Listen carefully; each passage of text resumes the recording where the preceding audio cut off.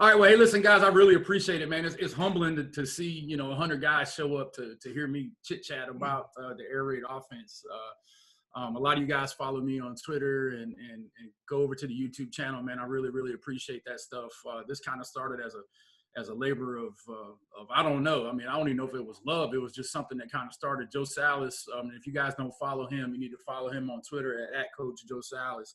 And I know he's done some stuff with Justin too, but Salas asked me to do a video for him on his YouTube channel, and I did it, and I kind of caught the bug, and so from that point, it's just been something that happened, and then it just kind of grew, and then I kind of have the same problem Coach Mummy has, and Coach Mummy talks about this all the time. It's like whenever I do something, I try to figure out the best way to do it better. I always want to do something better, and so that's kind of how 92 Mesh Group developed, and I've spent the greater part of the last 9 years studying the air raid offense. And I'll be the first one to tell you, and if you've ever watched any of my videos or my courses or anything like that I do on CoachTube, even in those courses, when I'm talking about stuff, I'm always going to tell you to go find somebody who does something better than I do. And I'm going to tell you right now, if you love the air raid and you're trying to listen to the air raid, you need to stay on here this afternoon and listen to Drew Piscopo talk. If you've never heard Drew talk, I'm telling you, he is one of the best air raid guys out there. He's doing it with I don't mean this like derogatory, but he's doing this with subpar athletes. Like he don't have fast twitch guys on his team. I mean, they're mountain slow white kids who just run good routes and catch the ball. They're not out running anybody. These kind of things, and they're just blowing it up. They're throwing for 4,000 or 5,000 yards, every year. He's got a really good quarterback. Drew trains quarterbacks really well. I mean, he played at Emory and Henry, and all this stuff. So if you get a chance to listen to Drew this afternoon, I would highly recommend it. I've had Drew on the channel a couple of times, and he just like I said, man, I'm one of those guys that I know my stuff. But I know that there's guys who know the stuff better than me, and I'll be one of those guys that tell you need to go listen. So if you get a chance to listen to Drew. All right, so that's enough for the Drew Piscopo commercial. I'll send him his bill later on today. So let's get into today's talk, and we're going to talk today about using the Y in the air raid offense. And so a lot of guys always talk to me about, Coach, can you use a tight end in the offense? Can you do two backs in the offense? And if you saw my YouTube video the other day, I did a series on using two backs. I called it the Blue Series, and we talked about 6 plays using the split back offense in the air raid. And so today we're going to talk about the Y and why. That's going to be difficult. Why and why. Y is the tight end type cat. Okay, and Coach Steinberg out in California, who, if you don't find him, follow him on Twitter at Coach Steiny. He's one of the better guys out in California. He said they changed the name from Y to S because that guy is a Superman type dude. He want him to be kind of your tight end type. For me, the best Ys I've had have been, the 6'2", 215-pound kid. I'll tell you who it is. It's that small forward who thinks he's a D1 basketball player, who has no chance in hell of playing D1 basketball or D2 basketball because, he's a 6'2" small forward. He's not good enough to play on the wing. His coach plays him at 3 or 4. He's a gritty guy. He's got pretty good hands. He's athletic. If you can get that guy to play football and you put him at Y, you got a weapon there. And I had a kid that made the East-West game here in North Carolina who was that kind of kid, Antonio Richardson, back in the early 2000s. And Antonio was 6'2", about 215, and he ran 4'6", 4'7", and he really caused a lot of problems for people in the offense. So he's that tight end type guy. In the old school air raid, and I will tell you, I'm an air raid traditionalist, so that guy always lines on the right-hand side. We don't really move him from side to side, and we do that for pace and simplicity. And you got to understand, if you don't understand air raid concept, everybody wants to talk about air raid plays, but you got to understand, air raid is a philosophy. It is a rep-based offense, and you have to get that through your mind when you start talking about air raid. Okay, just like anything else, but the proof is in the pudding. Joe Salas calls it the magic rep. What do you got to do to get to that magic rep? And that's that thing where, you do it so many times that you get really, really good at that. And one of the ways that Coach Mummy designed it was to make sure that the Y always aligns on the right and X always is on the left.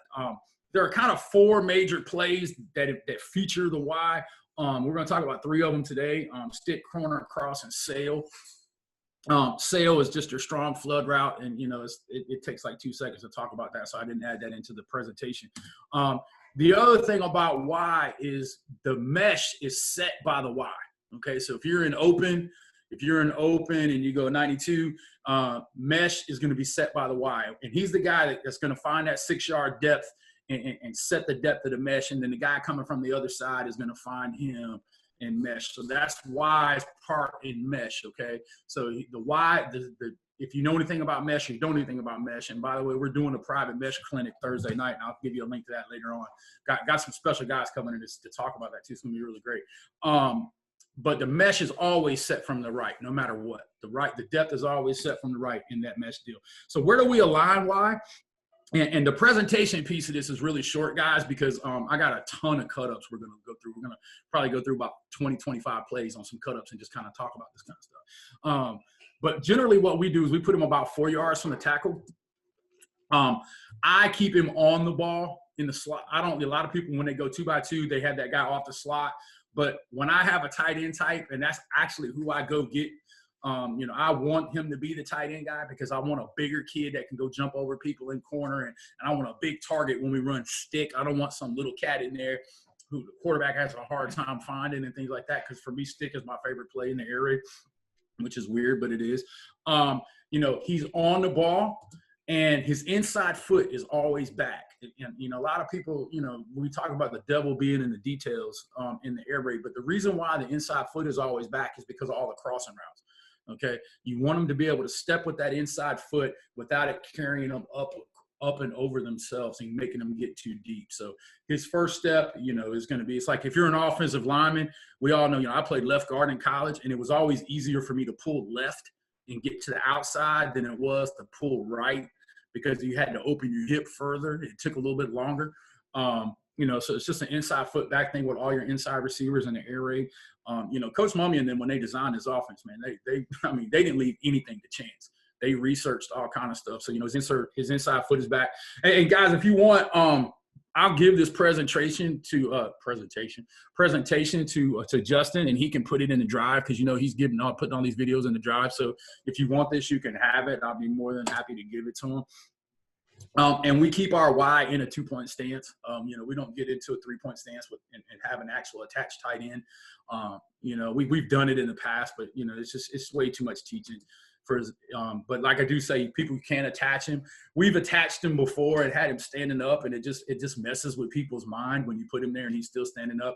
I think it was Iowa back in the day that used to have that stand-up tight end. I'm not really sure, but they used to do it. It was kind of weird and everybody didn't know what it was, but we do that from time to time.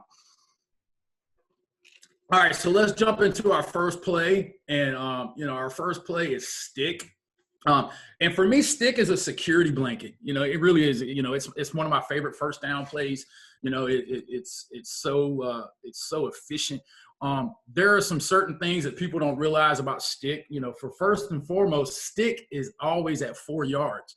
And people's like, well, why is it at 4 yards and not 5 yards? Why is it not 3 yards, 6 yards, or 5 steps or 3 steps? The reason why Coach Mummy set it up at 4 yards was because most linebackers' feet are at 4 yards, and then when they turn and drop, they drop to 5 or 6 yards on their angle. And so what they wanted to do is, and I'll show you when we get into the diagram, but they wanted Y to sit down at 4 instead of 5, because if he sat down at 5, he would be right even with the linebacker, and the linebacker could step in front. So they taught that guy to run it at 4, so that when that guy opened his hips in 45, he would be behind the stick, and it became a post-up route. So, it's really, really specific. And when I tell you they didn't leave anything to chance, they really didn't. And so that's why they don't want him to be on the same level. And what you really tell Y is to take his best release. Okay, what we do is we tell him to attack the outside number of the flat defender and make him wrong. Okay, and I'll show you exactly what I mean. Once you catch the ball, we want you to tight turn, and then we throw the ball to the outside ear. Okay, so let me jump over into our just play stuff. Okay, so here's our Y stick diagram. And if you guys aren't using Just Play, man, you're really missing out. This is pretty cool stuff where you have the diagram and you have the video right next to it. This is actually what the game plan looks like. And you can set it up for travel, and you don't need internet when you go. So if you can put this on your iPad right before you leave the school, the kid can be on the bus, he can be watching the diagrams, looking at the game film and stuff like that. But you can kind of see how I have it drilled. Can you guys see my little hand moving? Yes, sir. You know, you can see right here, you know, kind of how I have it drawn up. God, I can't hardly talk this morning. That you kind of want to work away from pressure. What you tell H on this is he's going to release inside and sit down, but his rule is never cross the center. Okay, and the reason why you do that, and I know we're not talking about H, but the reason why we do that is if they start, you know, if the flat defender starts running here and the mic just runs to Y, now you have the basic stick route with H over the middle of the field, okay? But our you know, our rule on this deal for the quarterback is go backside, you know, go peak, swing, stick, feet, go. He's gonna go, swing, stick, okay? And then obviously if we get press man, we always work backside on our quick game in our air read package, okay? A lot of people get into this thing about, do you read the stick before the swing, or do you run an arrow? Okay, when you start talking about stick, I hate arrow routes. I absolutely hate them. Now, there's other guys who will come in here and tell you how much they love them. The reason why I hate the arrow is it gets you too close to the flat defender, and it doesn't give your best athlete a chance to make a move. So I want this guy to spread wide, catch the ball in space, and be able to see what's going on with his shoulder square. I think it's an easier catch for him. And then he can come downhill, make a move, and do whatever he needs to do with a little bit of space. When he runs up here into the line of scrimmage, this guy right now is like right here on him. So if the guy tackles him, he tackles him. But if he misses him, he misses him. But down here, I got the chance to give the ball to my best athlete. And let's be honest, our best athletes on our team are generally our tailbacks. Okay? I mean, you're going to take that dude and make him the running back, right? And so we want to get that ball to him in space and do that. And so let's come over here and look at a couple of more diagrams, and I'll show you what I'm talking about. All right, so here it is out of trips. It's the same thing. The rule doesn't change for Y, okay? And you can do some different things with H. You can run a little pedal screen. You can run a quick out, no big deal. You know, so, but Y's rule doesn't change in any of this, which is the thing that I like about it, okay?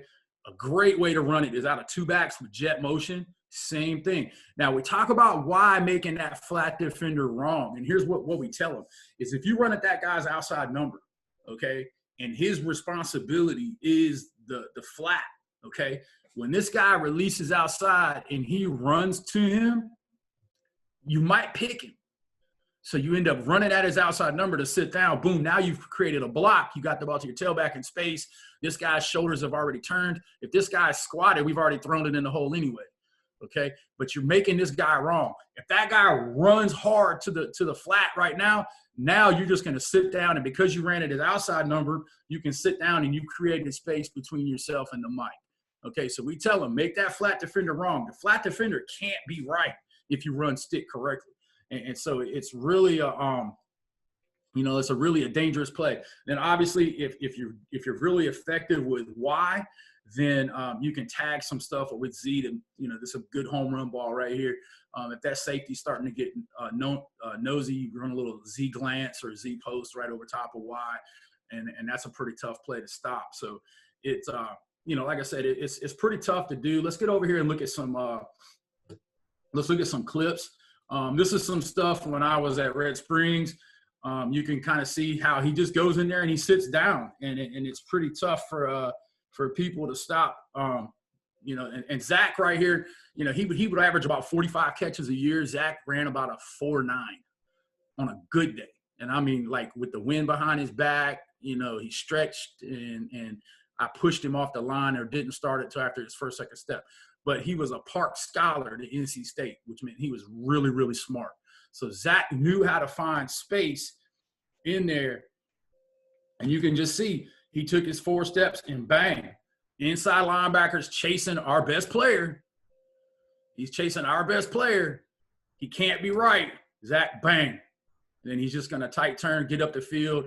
And that little 4-yard route, ends up being like 20 yards. Just because he knows how to get in there and find space. So he gets in there, bang. They're so worried about that tailback coming out of the backfield. You know, both guys, look, he's coming here, he's coming here. And look, this is the second round of the playoffs. You know, this team right here is a good team. Matter of fact, we ended up playing this team in the third round the next year. So you're not talking about guys who aren't well coached, who don't know what's going on. And you can see my quarterback right here. You know, he just catches the ball, fast feeds it, boom. And he bangs it in there. And then Zach does the rest of the work. He breaks a tackle right there and gets down the field. So you know, it's such a good play, first down play. You know, you want to throw the ball. Here's Washington State running it. You can see right there. You know, the kid just goes in. He gets big. I'm going to go in here and get big, and they throw it in the hole. Coach, you got two questions here. Sure, go ahead. The first one is, why do you run a swing versus a shoot route from the running back? Well, that's what I was just talking about. I don't want the running back getting close to the line of scrimmage until he has the ball. I would rather him get width. And like, if you could look at this, if you look at this one right here, see Washington State's going to run. See how they run that shoot right there? I don't like this. Let me see if I can get it to pause. I don't want this where this guy is standing right here. Okay? I would rather have him catch it here, and now this guy's having to run to him, and I can make a move on him. I think it's a much easier throw. And, you know, Coach Mackey and I had this conversation one time, and he's like, you know, he went to swings, and his quarterbacks threw arrows better. And the quarterback said, yo, Coach, can we go back to throwing arrows? And he's like, yeah, whatever. So, I mean, it's to each his own. But for me, we throw swings better. We swing. We get much more reps in swing because we swing with mesh. We swing with shallow. And so it's also less teaching. You know, it's like, hey, we can run a swing period, and now we have that in everything. So, you know, it's just kind of one of the reasons why I do that. Hope that answers your question. And there was one more here, Coach. What was the other one? Do you ever run into a 4-4 defense where there is a defender whose zone is the stick, and another defender responsible for the swing? Yeah, and then we throw the peak, or we work backside. You know, it's like this. Anytime you get into a football conversation, the person with the chalk glass is going to win. But if you're a 4-4 team, how do you cover 3-by-1? You know, how do you cover 3-by-1? You know, you overload them. You make them make their adjustments. Are they going to make their adjustment in the secondary? Are they going to slide their linebackers? If they slide their linebackers, okay, now you're giving me speed option and a bunch of stuff to the backside. You know, you can design to stop one play. And this is where I would tell you young guys in particular, this is why you need a system, okay? You can't have an amalgamation. God, that's a big word. You can't have an amalgamation of plays. You need to have a system that has answers and questions. And that's how the air raid changed my life. When I first learned, you know, the air raid, it's kind of like wing T. You know, wing T, they have a lot of if-thens. You know, flex bone guys, they have if-thens. You know, if they do this, we'll do that. Well, you know, I mean, that's kind of the same way. But, you know, 4-4s, I get happy when I see cover 3. When I see 4-4 cover 3, I get excited, you know, because everything in the offense is open. You know, Coach, could you just explain the peak? Yeah, I mean, the peak is basically just, you know, the peak is basically, it's a must outside release route. And based on pre-snap alignment, you're going to decide whether or not you can win or not. Like right now, if we see cover 2 with squat, we know that we may have a hole shot there. So I'm going to peek over there as I take the snap and see if I win off the ball. You know, if this guy bangs me and I win off the ball, you know, okay. But now what if they're a really disciplined secondary? You know, when I coach cover 2, you guys are probably much better defensive coaches than I am. But when I coach cover 2, we're going to ride that vertical to 12. And then we'll come up off that joker and come downhill real quick. I don't know anybody, including myself, who's disciplined enough to throw the flat route over and over and over and over and over. So, you know, we'll try to ride that peak, but some people won't do it, you know. And And so, basically you're just peaking for the win. The major philosophy of the air raid is we're going to throw the ball short to people who can score. And then when they stop that, we'll throw the ball deep to people who can score. And when they stop that, we'll run the ball until we hit the goalpost. And that's generally how it works. Anything else? No, you're good, Coach. All right, cool. So let's jump into a couple more. Here's some more high school stuff. And you can see Zach here kind of goes inside a little too much. And this was actually my first year at Red Springs. And you can see, this is counter to everything I just told you. His inside foot is up. He's off the ball. We were, a couple of months into the offense when we first put this in because I didn't get the job until late. But you can see him releasing inside. Now, Blake should have went to the back here, okay? But this was his security blanket, okay? And this is Blake's first year in the offense. He's a 10th grade quarterback. Really what he should be doing right now is going peek, swing, stick. The swing right now is wide open, but he's a 10th grade quarterback. He hears stick. What does he do? He sticks in on the stick. But, like I said, this kid was his security blanket. Zach was going to catch the ball, and it makes for a good teaching tape. When you say, okay, Blake, what should you have done with the ball? And he'll say, well, I should have went here. Okay, so this right here this is when I was at Lane. It's kind of the same deal. And it's just a really good job by the quarterback here. He sees the stick, bang. He could have went to the flat. And one of the things I will tell you guys, if you're an air raid quarterback or air raid coach, throw the backs. Guys, throw the back, throw the back, throw the back, throw the back. People don't cover them, and it's your security blanket. When people are blitzing, throw the back. Okay, so here you see us down here. How much do we love stick? Look at us. We're behind the chains, 20 yards. We're in early, and we're going to throw stick. And that's throwing the peak right there. Okay. Rod sees the win. He's going to throw it back shoulder. Johnny goes up, makes the play. So we're backed up, 1st and 20 down there, and now it's the first down. So he throws it up on the back shoulder there. Question for you here, Coach. Do you have inside receivers with their inside foot back for all concepts or stick specifically? All concepts. No, I don't get into that, man. That's too much like work. Look, keep things simple, man. Don't if your kids are out there thinking, they're not running. And I think sometimes we as coaches want to be smarter than everybody else. I mean, it doesn't make sense. Your offense should be designed to where your kids can get in a stance and do stuff. And if they're having to remember, look, I got to switch my feet, you're not going to be able to play with pace. You're going to get guys that do it wrong. So, just design your offense that way. And the way the air raid is designed for guys to have their inside foot back. I mean, even on that 4-yard step, they step with that inside foot, outside foot, inside foot, outside foot, boom, they're forward. So I don't concern myself with it too much.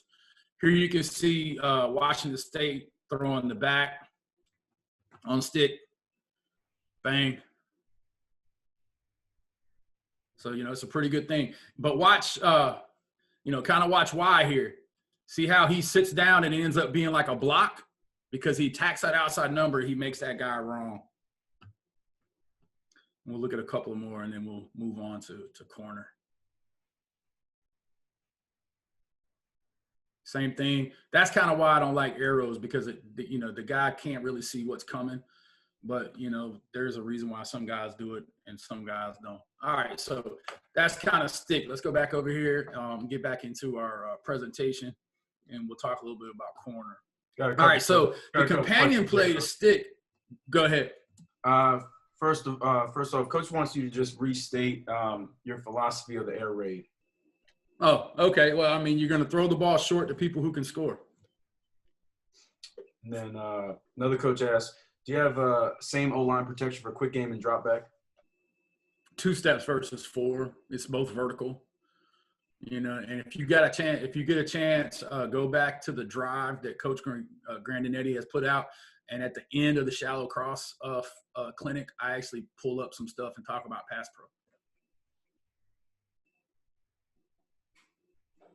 We good? Yes, sir. We're good. All right, cool.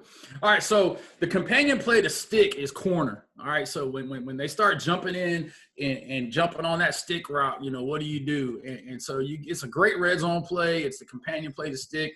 You know, we want that corner to break at 4 yards, and we want him to go towards the back pylon. So, you know, really that safety has seen that guy hitch up. So we want him now to run down, and then you're just going to break to the outside pylon. It's the same read. Quarterback throws wide of grass. Okay, so let's jump over here and let's get into the game plan, and I'll show you what I'm talking about. So here it is. You can actually check a post on that deal. So you're gonna go corner, swing, lazy slant. Okay, and we want him to come off slow because we want this corner to play down. Okay, we're trying to create grass space out here. All right, so you don't want him to come out really fast. Here it is out of trips, same thing, corner, swing, lazy slant. You can put a pedal screen out there. And that's the cool thing about it, guys. You can run a screen one time. You can tell the, hey, pedal this time, you know, run a bubble. You can set him over here, bring him in motion, have him come out to the flat. And it doesn't do anything to the quarterback's read. It just gives you the same kind of look every time, and it makes it really beneficial. Here it is out of two backs. Okay, one of these guys can jet motion out, you know, and the cool thing about when we jet motion, we usually use a 6-man protection. So you can take your H and swing him out there, or he can block, and F can release and get out there wide. Same reads. And that's the biggest thing. You can put him over here. This is blue flip, put Z on the left, run it on the other side. Okay, so you can run it, you can do that as well. So there's different ways to do it. Let's jump over here and look at some film. This is Red Springs again when I was first learning the air raid. And you can see right away, Blake had the grass in the corner to Y, but they just jump on everything. And you know, to see how I'm sitting here pointing with my finger. You can see how he's riding with them. There's grass there. Blake could have thrown the grass there, but I'm going to tell you exactly what happened because I know for a fact, because I fussed at him about this, because he can throw that ball in his sleep. I said, Blake, why did you throw it to little Zach? And he said, little Zach got mad because he wasn't scoring touchdowns, coach. So even we deal with that. But if you look, they run to the tailback, right? He's here. They're playing man coverage, and Blake just slings it in there down on the red zone. So that's how stick and corner kind of go together. Here it is again. Let me go to the next. And you got I got a couple questions here, Coach. Go ahead. Do you always run a corner or a slot fade as well? Nah, I don't care what you run. We go to 4 yards and we work ourselves to grass. Sometimes it might look like a 10-yard out. He's going to throw him over in this hole. But I want that vertical release, okay? Fades are horrible routes in the red zone unless you're throwing to Julio Jones, okay? They're low percentage. It's the lowest percentage scoring route there is, okay? So what you want to do is you want to push this guy and then run to the back pylon. That now gives you all of this, okay? If he starts fading right now, that guy's just going to run with him, okay? But if I come at him now, he doesn't know if I'm doing what. If I'm going here, if I'm going here, if I'm going to stick, okay? So there's something to making all your plays look the same, if that makes sense. And then another coach. See right here now. See the grass? See the grass right there? Hold on, Coach. I got you. This kind of answers the question. All right, this is why you don't fade. See all that out there now? Because he's running to that back pylon, the quarterback now can just throw it out there in that grass, and everybody is still inside because of that vertical release. We tell our receivers, especially like when we're running 6 calls, when we run 4 verts, the area outside the numbers belongs to the quarterback. You don't go in it unless he throws you in it, okay? So you run that track. Don't fade. You don't fade, because when you fade, you're going towards the best DB in the history of football, okay? There's a DB out there that has never given up a catch, and that's called the sideline. Okay, you want to stay away from that. So that area outside the numbers belongs to the quarterback. The only time you go outside of it is when he throws you into it. Okay, so we want to stay on that track. And you can see right here, Like, this ball is supposed to be to the back pylon, but look what Blake does. He just throws it out there and bang. There's your touchdown. Go ahead and ask the question. Do you tag the backside of wide corner? And if you do, what are your favorite backside tags? Our backside is the same. We run our backside quick game. We run an inside sit and a 5-yard in. If we get press coverage, we'll work that. We don't get very complicated, and I think that's once again the simplicity of the air raid.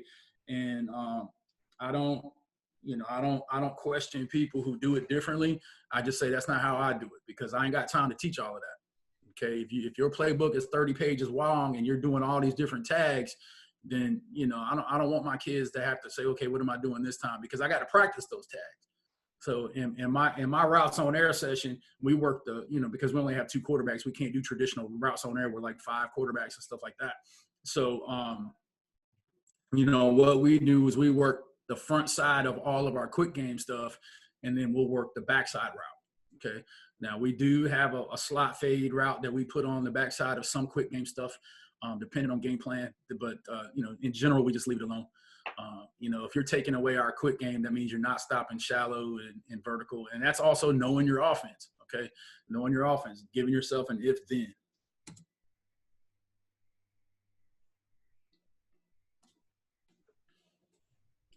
I think that might be. I think I got a couple more corners in here. This is one where you can see that they check it to a post. And you see right here, it's the same route, but what happens is you see the grass? See that grass? Now, at the college level, those guys can read it on their own. But you as a coach, if you see that happening, all you got to do is your quarterback just has to look over here, give him the post. Okay? Right now, I'm going to run a little glance. He releases inside, bang. I mean, that's like stealing. But it's the same route. Okay? So you're just teaching guys, where is grass? Where is grass? Where is grass? All right. That doesn't take any extra teaching.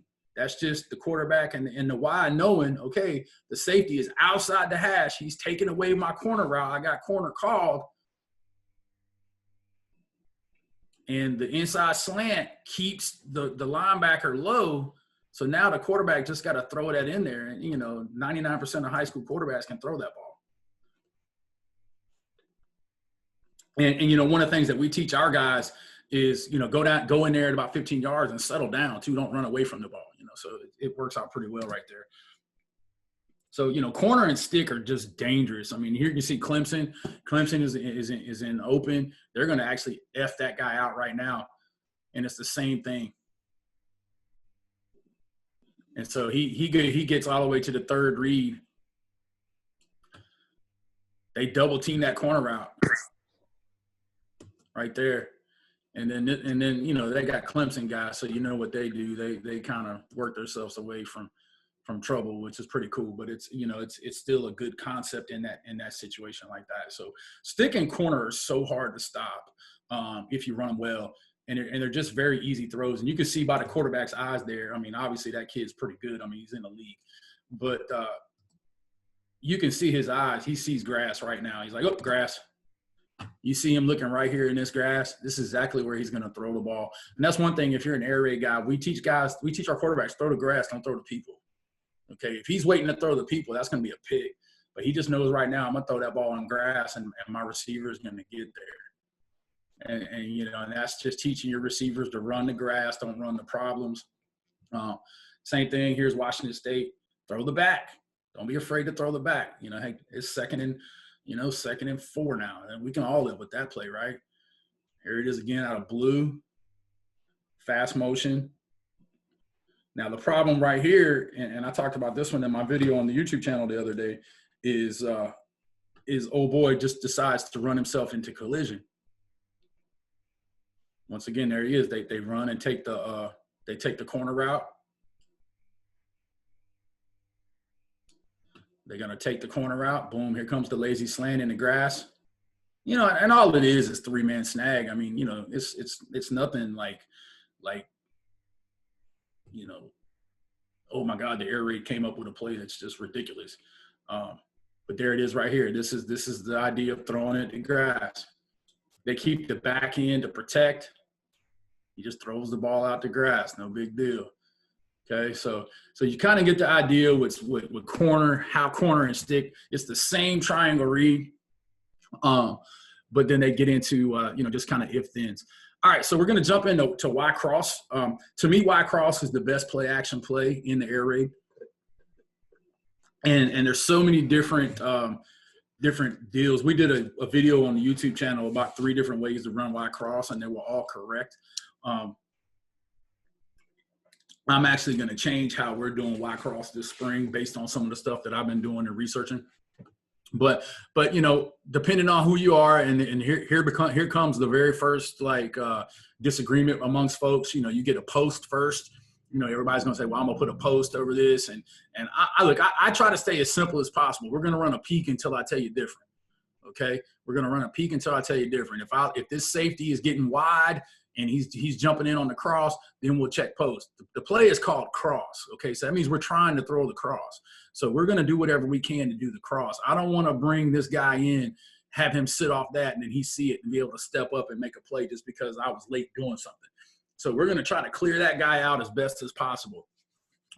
So we're going to go peek, cross, option, and then we got curl flat on the backside. A lot of people have gone to curl flat on the backside because they don't have to run 97 anymore, which is all curls. That's another school of thought that you can actually do. But here is kind of how my buddy Shane runs the play, and this is actually pretty brilliant, to be honest. They go peek, cross, and then they run this curl dig right here. But now Shane, what he does is he turns H into a shallow cross. Okay. Now in the air raid offense, one of the key things that you got to understand is that H and F are interchangeable. Okay. F can do H's job. H can do F's job. So think about this. If I take F and I play action him, I ain't even got to show him the ball. He just ball fakes it, right? He can now release over here into the flats. And if you saw my shallow cross video, we talked about using bubbles to teach the play. Well, there's a bubble right here for cross. Okay, there's a bubble here, there's a bubble here, there's a bubble here, there's a bubble here. There's 5 bubbles for pretty much for every play in the air raid. So F's bubble generally is over here. So what they've done is they've used H to run a shallow and F to come across. So that puts this guy in a bind because he's been coached all week. Try to wall, try to wall, try to wall. Don't let mesh come across your face. If you see that shallow, know something's coming back to you. So he's going to step in here. All right. So now he's got to do this. He's either going to step up on F or he's going to run with H. All right. Either way, we're in good shape because now the flat defender can't do what? He can't vertical drop and get into the way of the cross. So that's really good on Shane's part. So he talks about doing this, bringing these guys here. Y is going to go under Sam, over Mike. And the thing about that, and we'll get into it when we get into the video, is I tell the quarterbacks when Y stacks Mike, he's open. So once, if Mike is here, if Y is on top of him, throw it in the hole because he's going to be open, and I'll show it to you on film. But what Shane does is they read it across the top. They go to the peak, the cross, and then come back to the dig. And then if the dig's not open, they'll come back to the shallow on the backside. So they're still reading curl flat, but they're reading the deep thirds. Good stuff. All right, so Drew, and if I'm telling you guys, you need to get into Drew's clinic this afternoon. Drew is brilliant. Okay, he is brilliant. And what time is he coming on, Coach? 1 o'clock. Yeah, you guys, if you can be there at 1 o'clock to listen to Drew talk, I'm telling you, Drew is brilliant. And if you get a chance to ask him a question, ask him why he don't run 95 the correct way.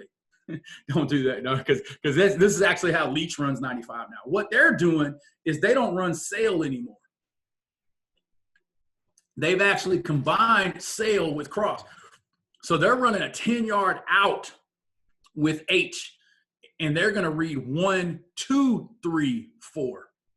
Okay, so it's kind of like they're reading a strong flood, and I don't like it this way. Once again, who am I to question Mike Leach? But I just don't like it because I feel like it brings the flat defender into the cross. If you want to run sail, call sail. But a lot of guys, I talk about this on YouTube channel all the time. We talk about having cost benefit analysis. Like here's the thing. If you have an offense, you have a very limited time you can practice stuff. So if I put something in, what do I inevitably need to do? I need to take something out. If I'm not taking something out, you're gonna find yourself, and just show of hands, if you got your video on, don't be ashamed. Go ahead and raise your hand and tell the truth. How many of you guys ran something 35 times in practice and then on Friday night called it twice? You know, and you're like, dang, we practiced that all week and I only called it twice. So what was the cost benefit analysis of that play? Okay, so that's you knowing your offense and saying to myself, okay, if I put this in, I got to take something out. And so that's kind of one of those things that Drew talks about, is they do this, they combine concepts so that they don't have to practice sail. I don't necessarily like it this way, but it works. And he works really hard to convince people of that, and he ain't got to convince me. I don't feel comfortable with it. I'm gonna run Shane's version this year. This is going to be our basic sail route right here. All right, because we're going to use it for play action. I mean, sail route, cross route. We're going to use it for play action. Then I don't have to worry about telling H to run a hitch and out, a deep out. I'm gonna bring him across on shallow every time. And another reason why is I like to run tailback screen off a shallow cross. If you saw my shallow cross clinic, you know what I'm talking about. But we're going to run it like this year. We're going to use Shane's version, but Drew's version is a little bit different, which is right here. All right. You got a couple of coaches wondering, does Shane not run the shallow concept? No, he does run the shallow concept. No, he runs shallow just as good as anybody. And if you want to ask him, follow him at Doobie Dular, DOOBYDULAR. Shane is one of the smartest air raid guys in the country. He worked with Coach Mummy at Valdosta State. He's the offensive coordinator down at Carolina Forest in South Carolina. They just played for the state championship last year. The quarterback he trained, Mason Garcia, just signed with East Carolina, and I think he got his 5th star too. Not that that means anything. Shane will tell you the same thing, but no, they do run shallow. But for him, I just think it puts everybody in a bind. It puts everybody in a bind, and it makes cross look like shallow cross. And it for me, H for me is a wiggle guy. Okay. If we were to talk about my ideal personnel, you know, X is going to be my bigger receiver. Y is going to be my tight end type. Z and H for me are wiggle guys. Okay, I want my little point guards and those kind of guys to be H and Z. So I want that guy swimming across the middle of the field and coming out the back end and being wide open over here in the flat. So that's just kind of how I do it. Coach, do you what's your preference of post dig backside rather than post curl?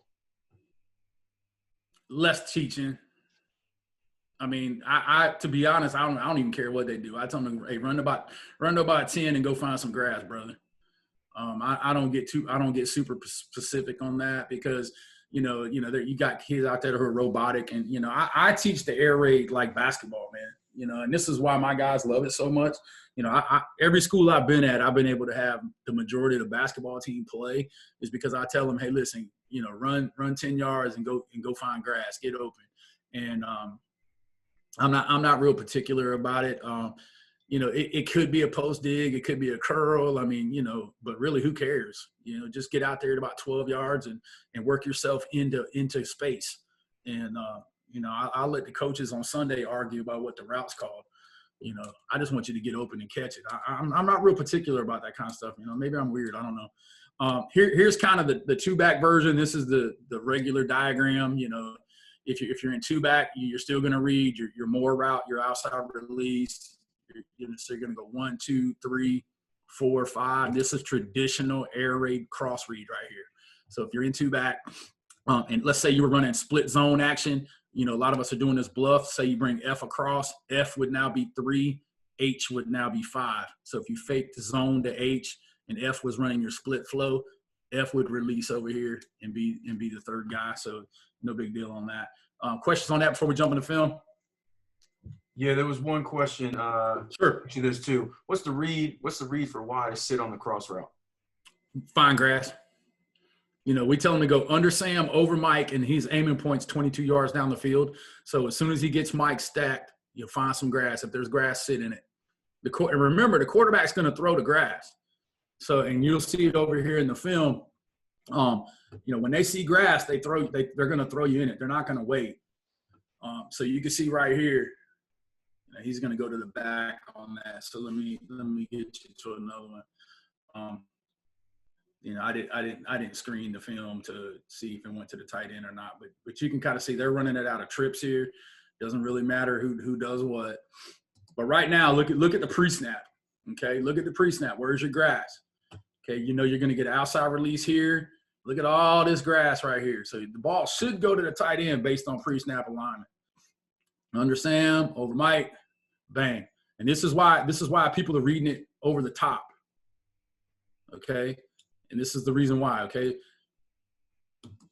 see how that is? And all these guys did was switch up, so you can do that too. We'll talk about that. That's a whole nother conversation of guys just exchanging routes. But you see the backside dig chases. And so that's why guys are going – I'm using my finger again. That's why the guys are going 1, 2, 3. Okay? And that's why it's better to go 1, 2, 3 that way, I think. And that's why a lot of people are changing that because it's just easier for the quarterback to go over top like that. Here's us running 95 at lane. You can see Johnny right here. He does that. This is what we talked about. He comes under Sam, over Mike, finds grass, sits down. I would probably been better for him to carry it, but you know Johnny was a big athlete. He was a basketball guy. So you see right here, he's gonna get in there, find hole, boom, sit down. Quarterback just throws it to grass. You know you would.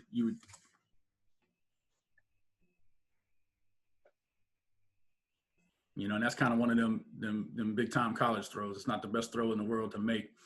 And there's a few on here that are pretty clear, more clear. But Mummy loves this play. So right here you see it. He's going to go under Sam. Under Sam. Mike's gone.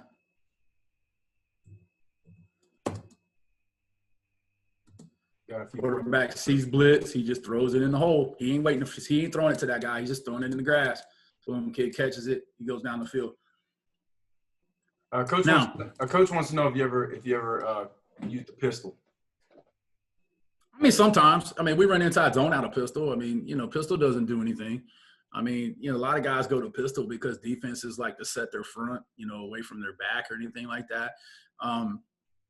Just know that when you're in the pistol, it takes the back a little bit longer to get to wherever he's going. We'll use pistol like we run stick and corner, but then what we do is we kind of jet motion guys out to the backfield to get them away. I get that question a lot. A lot of guys are running that sniffer, you know, offense, and they're wanting to do a little different things. And just remember, H and F are interchangeable. So, you know, what you do in the backfield is really not important. Another thing about the air raid, a lot of people still don't want to understand this piece of it, is the air raid was designed from two-back offense. Like how Mummy basically stalked LaVell Edwards for years to learn the West Coast offense. And then they designed things around it, creating the system, the reps, and different things like that. It's not the playbook. It's how they practice and the simplicity of keeping the playbook very small, okay? And, you know, so it doesn't matter what formation you're in. Here you go. You see 95, and this is a really good one right here. He's going to go under Sam, over Mike. Mike is stacked right there, okay? Mike is stacked right there. Throw the ball in the hole. Throw the ball right here, okay? Don't wait. If you wait for that guy to get there, he's not open anymore. And this is why if you're going to be an air raid team, you got to teach quarterbacks to throw the grass. He's got to trust his receivers. And trust me, receivers want to catch the ball, so they'll do what they got to do to get there. Bang, just throw it in the hole. First down, keep it moving. Okay? Very, very important. Here's some Piscopo stuff. And Drew's got about 4 minutes of film on here. This is from my but you can say this is throwing the peak, you know, real simple. And, you know, they're running Y cross. And hey, look, none of those guys are taking the roof off or anything. They're just running good routes and reading seams. And that's where that 5, you see that out that he just ran right there? This is why Drew likes that out. Watch what happens when that kid, when this kid right here breaks at 10. Watch this guy. He jumps on that, and that leaves this cat wide open. Okay, and I'm telling you, get in with Drew this afternoon at 1 o'clock, and he can tell you how to run this offense with lesser athletes. You know, people think if you have bad athletes, you got to run the wing T. That's just not the case. Here he is again running 95. Now, he's got a good quarterback now, but he's had a good one every year because he trains him. Okay, this is him. And he'll tell you right now, when he runs 95, it ends up going to the backside guy, but you can see him right now reading across the top. 1, 2, 3. And I would have said 95 was open. I guess he didn't like it because of this kid right here sitting in the middle of the field.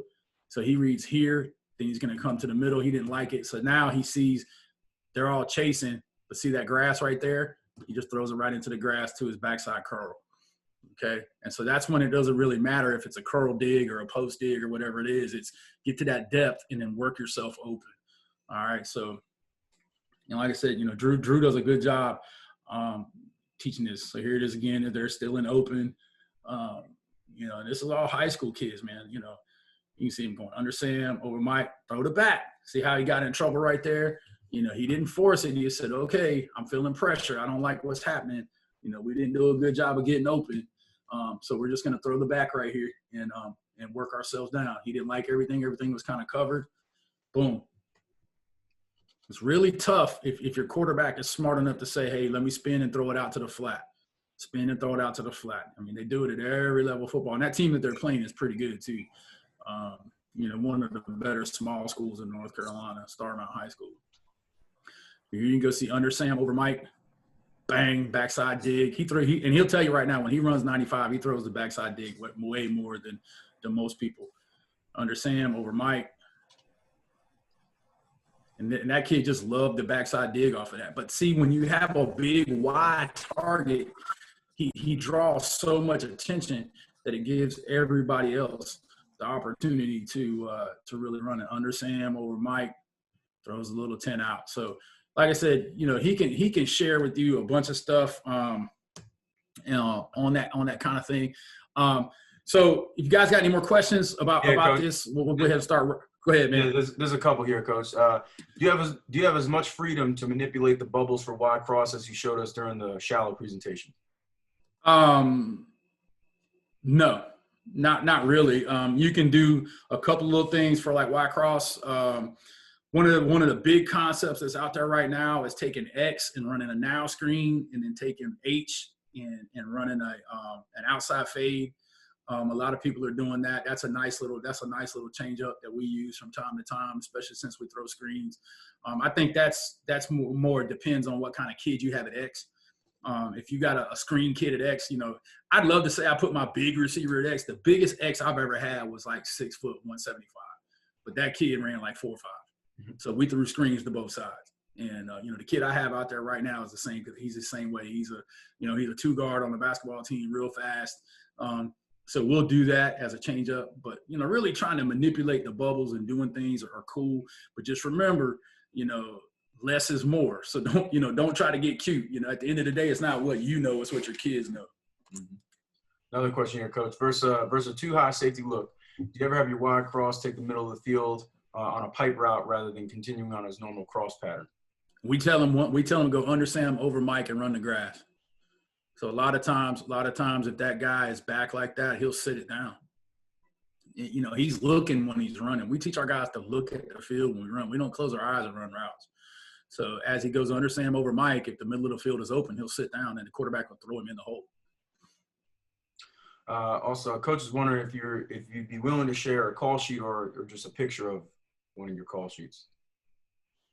Yeah, I'll see if I can give you. I'll see if I can't put one up and give it to you. I mean, I have one. I think it's in one of the courses on Coach too. But I mean, I'll be honest, man. I mess around with my call sheet every year. I never look at it. It's terrible. I mean, it's one of those things where you spend all week designing the full thing, and you get on Friday night, and it just looks cool hanging from your belt because you feel like you should have one. I took a note from what Coach Mummy does now. He only scripts his third down stuff and what he's doing in like overtime. We script overtime, and we script third down, and we script red zone. So if you've seen my script in the field video on the YouTube channel, you see how we kind of do that. So really, what my call sheet is what my coming off offense is, what my open offense is, and then what my red zone offense is. So it's just 4 or 5. It's about 15 plays. It's nothing special, but yeah, I'd be more than happy to give it to you. Awesome. Any other questions? We're good. We're good right now, Coach. All right, guys. Well, I got a couple of things for you. You know, a couple of the guys that I work with on the YouTube channel hit me up and wanted me to offer you guys some things. So, you know, if you go over to 92meshgroup.com and click the 92 community button, there are some deals in there from some of the people we work with. Team Extreme is going to give you guys a free 2-week trial for their coaches package. They have a deal where you can port all your film from Huddle over for free, give you like 300 hours for free. And the reason why I like Team Extreme, I use them personally. I don't use them for the school right yet because we still have that other contract. But the reason why I like it is that, you know, if you change from job to job, how do you keep your film? Like I went to the college level and I lost all my Red Springs film and I was just sick. And the problem is, you know, you can have it on a jump drive, but by keeping it in Team Extreme, you still have all the opportunities to create cut-ups, do telestrators, and things like that. So the guys over at Team Extreme told me to tell you, if you'll just go to that, if you go to the community and click the link, it'll take you over there, and they'll give you a free 2-week trial. I don't get anything out of it, so, you know, I don't have any affiliate deal with anything like that. I just like Rick Butler. He's a good dude. He likes coaches. If you follow him and get that free exchange, I think last week he gave away 400 free RPO clips from the Big 12. I mean, so, you know, they're giving stuff away all the time. So just check those guys out. They'll give you a free 2-week trial. Just Play Football, which is the package you just saw me using and the whole thing. They'll give you a free pro package upgrade. So if you want to switch over and mess with them, they'll give you the pro package for the price of the basic if you click on the link in there. Also, tomorrow night we're doing a private mesh clinic, and I had set that up before Justin was doing all this stuff to kind of help pay for Air Raid Nation. But you know, there's only 20 seats left. You want to go check that out. We're going to be doing a mesh clinic similar to what we did today, but I'll have 2 or 3 good coaches in there. Now, one of them is a really big time special guest that I can't really say out loud, but I'm really excited for him to come in. Salas and those guys will be in there too. But there'll be 30 seats available. We'll have cut-ups. I'll give you a copy of the video, copy of the cut-ups. You can ask questions. And because there's only 30 guys in the room, you know, we'll be able to have video chats and stuff like that. And we'll stay on as long as you want to do that. So if you want to do that, go over to the website and hit the clinic thing. And then also, lastly, I thought I would do something really nice. If you haven't purchased the basic edition on CoachTube, the first 5 of you guys who go over to CoachTube and click on the basic edition, if you use the code TweetyBird, the first 5 of you guys can get a course for free. So, you know, I'll give you the basic edition free, which basically starts you off at the beginning of the air raid and works you all the way down through the end, like attacking coverages, formations, running game, screen game, everything. It's about 3.5 hours. It's got downloads. There's a call sheet in there. There's a playbook in there. You know, so I just thought I would give that away for you guys for spending some time with me this morning. I really appreciate it. So just check that out. Other than that, man, I really appreciate you guys who come by the channel. Thank you so much. You know, we're at almost 3,200 subscribers now. The channel's not even a year old. It's been fun for me to do that. I'd love to have some guys on the channel. If you got a video or you want to do a video, hey, hit me up at Coach Colthrap on Twitter. I'd be more than happy. You know, we've kind of stopped, you know, when football season started, everybody stopped making their own videos, but guys got time. But if you want to do a video about anything air raid or anything like that, let me know, man. Shoot it over to me. I'll edit it up for you, put it on the channel, help you out, and get you out there if you want to do that. If you have your own YouTube channel and you want me to help you promote it, just, you know, hit me up on Twitter, man. I'll be more than happy. If you guys haven't followed Coach Chad Weeks at Weeks Chad, he just put one up, and his channel is about using technology. So he has some tutorials about using playbook software, about using Huddle and doing some different things like that. That's pretty cool. But other than that, man, guys, I really, really appreciate it.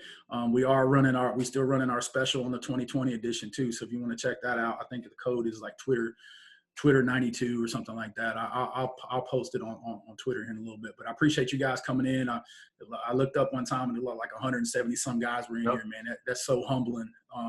That you guys would want to spend some time with me this morning. I mean, I don't know everything, but I know enough to sound like I know everything sometimes. But I will tell you, man, there's guys like Joe Salas. If you're not following Joe Salas, follow Joe Salas. If you're not following Ron Mackey, follow Ron Mackey. If you haven't heard Pat Taylor talk about open grass reads, listen to Pat Taylor.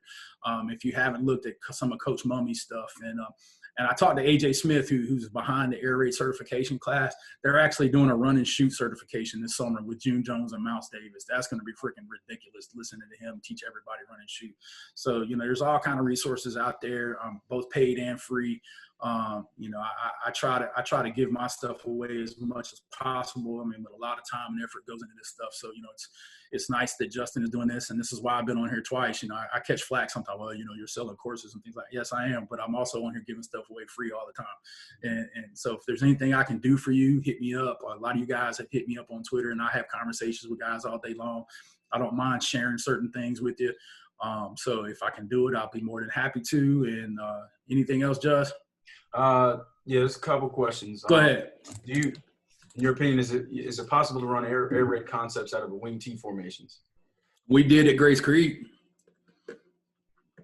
I mean, y'all played us. I mean, their passing game was shallow cross, was stick. You know, especially if you get in the wing, if you're running, you know, what we used to call gold and black, which is the slot. If you're running slot wing, if you're in basic wing, I think it's a little bit harder.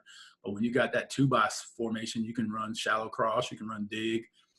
You know, you can run shallow dig, you can run. We ran 95. I mean, matter of fact, when I went to work for the wing T guys, I called Coach Mummy and said, I don't know how this is going to work. And he looked at me and he said, well, man, waggle ain't nothing but 95.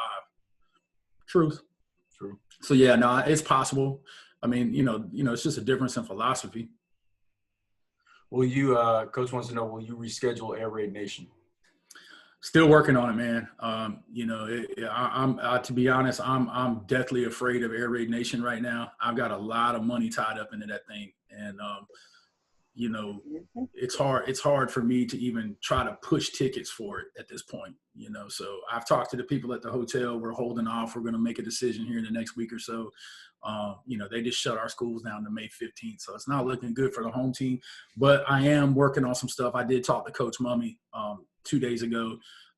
We may be doing an online version of Air Raid Nation, as in Coach Mummy will do a couple of videos for me. Coach Longo will do a video for me, and all the guys who are going to be there are going to do a video. And then, you know, in lieu of people coming, if you got a ticket, obviously you'll get all the videos and stuff like that if that's what you want. And then, you know, we'll go from there. But, you know, all of that stuff, this has been crazy, man. And I really appreciate you doing this, Justin. I mean, you and I have talked offline before about this, but I just think it's really cool to see all these guys coming in. And then, you know, I like this idea, you know, everybody's showing that they can use Zoom. So, you know, I tweeted something out the other day. Coach Thad Wells out of Mooresville does a course called the Weekend List Staff Meeting, and how they use a lot of this kind of technology to have their staff meeting. I mean, somebody still got to go flip the laundry. So young coaches, don't think you're getting out of something. But, you know, I'm really thinking about maybe having my weekend coaches meetings on Zoom, you know, because a lot of my guys live, you know, 30, 45 minutes from the school, you know, one way, because we're out in the country. It's definitely changing the game some. It's definitely changing the game. Yeah, a little bit. Sure. Does anybody have any last-minute questions for Coach? Leave this up, this chat up for a little bit. I see people sharing their Twitter handles, man. I appreciate that. Keep doing that. Yeah, keep doing that, guys. And you know, so you can follow each other. We can reach out. We can, you know, keep learning and growing together. That's what it's about. Coach, man, once again, I appreciate it. You taking the time out to come in and talk some air raid stuff with us. Yeah, I mean, you know, we Monday, you know, we hit the first session, man, and it hit 100 quick, and I had to do that add on, man, and today was no different. So we hit, I think it was 177, got up here. So it's awesome, man, that you guys, you know, are willing to get up here and talk some ball with Coach and just continue to learn and grow. Coach, can you share the code for the air raid cert again? Yeah, it should still be on the screen. Did you? Is my screen not shared? Oh yeah, Coach. Yeah. Yeah, it's on the bottom. Right? Tweety Bird. Yeah. So the first 5 guys that hit that up, you'll get a free course, and I'll tweet the other coupon if guys want to check that out. Right now, we're giving away the $250 course for $62. You know, we're just trying to give somebody something to do, man. We're constantly adding courses. You know, in the new one, 2020, we're going to add to that for the entire year. It'll be the largest air raid course in the country. That's awesome. And